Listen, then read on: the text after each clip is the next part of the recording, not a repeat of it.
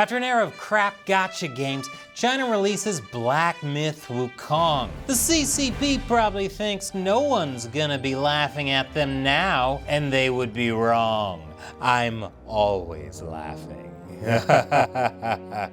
Welcome to Deep Thoughts While Gaming. I'm Chris Chappell. Black Myth Wukong, the first in a planned franchise of Black Myth games based around different Chinese mythological figures, is leading China's charge into AAA gaming, with more CCP firepower behind it than a full battalion of robot dogs, and more marketing than Putin and Xi making pancakes. Gamers all over the world are looking forward to the absolutely stunning graphics and some of the best particle effects in combat games today, showing the awesome fundraising power of Chinese-made games with questionable links to the ruling Chinese Communist Party. Souls-like, you say? Sort of, and no.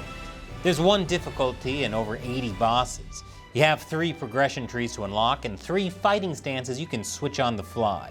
But to unlock new abilities, you need to accumulate willpower by defeating enemies. Fill up your willpower bar and you'll get what the game calls a spark, which can be used to purchase upgrades from the skill tree. Just like in the book. The game is loosely based on Journey to the West, one of the 4 classic novels of ancient China. Sun Wukong is no ordinary monkey. He practiced magical Taoist martial arts, essentially becoming so powerful that he challenged the heavens themselves, only to be beaten by the Buddha. Now, as punishment, he must accompany a human monk to India to bring the Buddhist scriptures back to China. But this is no ordinary monk. He, as the book says, hasn't spilled a drop of vital essence in multiple lifetimes. He's the ultimate edgelord, which is why demons want to either eat him, or if they're a pretty lady demon, mate with him to gain immortality. As I said, the game is loosely based on the book. Now maybe this all leaves you with questions. Questions like, if the Chinese government calls video games spiritual opium and considers them so bad that they passed a law limiting minors to only 3 hours of video games a week, why are they pumping out more and more video games for the West? And why is the setting of this game from a piece of Chinese cultural history, considering Mao Zedong and his communist cohorts tried so hard to wipe it out? This game seems to have been in the works with a lot of funding since at least August 2020, when Shenzhen developer Game Science announced it in its first trailer. And the money has only been pouring in since, with another venture round in March 2021, including participation from Tencent Holdings Limited, a name you may recognize as a friendly and trustworthy company that has absolutely no nefarious connection to the CCP. And how much money did they put into developing this game? Hard to know, but David Zaff, the developer responsible for God of War, states in relation to Tencent approaching him for help with game development. I was offered a $100 million contract. I was solicited by a Chinese company and I said, no, thank you, because you are Tencent and I want nothing to do with you. Making David Zaff this month's recipient of the Gamers Unbeaten Medal of Honor. The Chinese Communist Party is definitely interested in its gaming sector. In 2023, it made China about $41 billion. So clearly, this is an industry China wants to invest in. And what could be the problem? Look at how beautiful the game is. Look at the monkey's hair blowing in the wind. Look at the smooth movement, just like me when I do Tai Chi in the early morning dew. Look at those movie quality cutscenes, sure to make even a communist cry. And what's that? It doesn't even have microtransactions? This could be one of the best-selling games of all time. Why does China need ulterior motives to prioritize funding this over those minor inconveniences plaguing the farmers in the countryside? Maybe China is just a pretty cool place that wants to share its culture with us.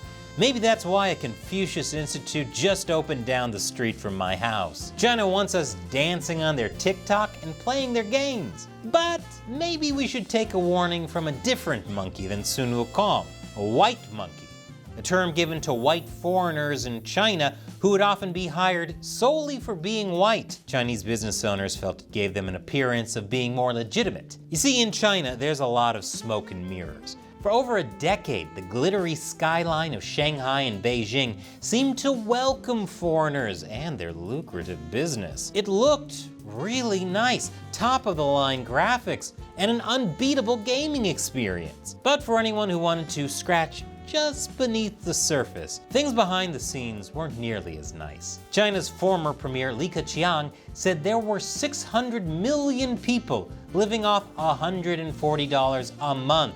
He died shortly after saying that, from natural causes. China uses rape as a form of torture. The Chinese Communist Party has a sprawling organ harvesting industry based on volunteers being ready to give up their organs at a moment's notice. And in 2020, while China shut down domestic flights from Wuhan when rumors of a strange flu started going around, they kept international flights going full steam. A lot of Westerners who came to China for a thrilling new gaming experience found their companies destroyed by Chinese hackers stealing their intellectual property and making cheaper knockoffs. One of the most famous examples being Segway. It accused Chinese company Ninebot of stealing their designs and creating their own knockoffs. And it ended up being so profitable that just a few months later, Ninebot just bought out Segway. Yes, the days of white monkeys in China are coming to an end, with the US State Department now warning Americans not to travel to China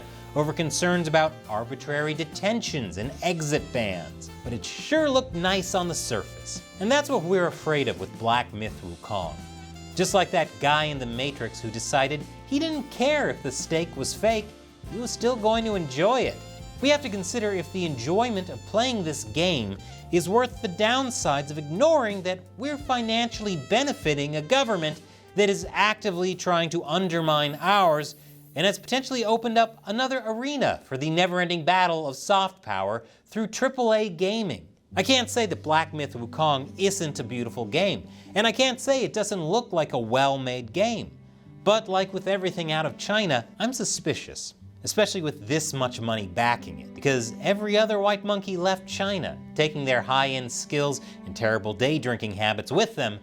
And that's probably happening for a reason, and likely a series of reasons that may possibly even justify not getting this game. China was cool at one point. It did have lore we cared about, and it should be viewed every bit as beautifully as it's portrayed in this game. But we've seen the reality of what the CCP has done to temples like the ones painted into the game. We've seen what their environment really looks like.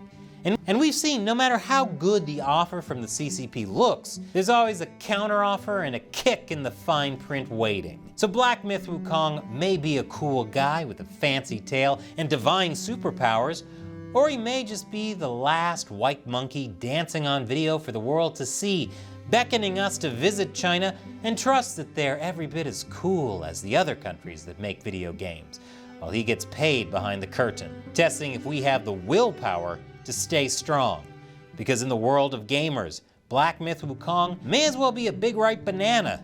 Chances are that the CCP has just the right monkey outfit to go with it, in just your size. Thank you for watching Deep Thoughts While Gaming. And remember, you're only a white monkey if you choose to be. And at least from us at Gamers Unbeaten, we think your dignity is worth more than you know. Actually, your dignity is worth precisely $5.99 a month if you'd like to support Deep Thoughts While Gaming on patreon.com/gamersunbeaten. Or you can find a range of monetary values for your dignity if you hit that join button to become a channel member. You'll get access to an exclusive Discord server, live streams, videos, emojis, and all the peaches of immortality you can eat. And if you like this episode about Chinese culture, check out this video about the game Okami, a beautiful game about Japanese folklore and religion, and why atheism got it wrong.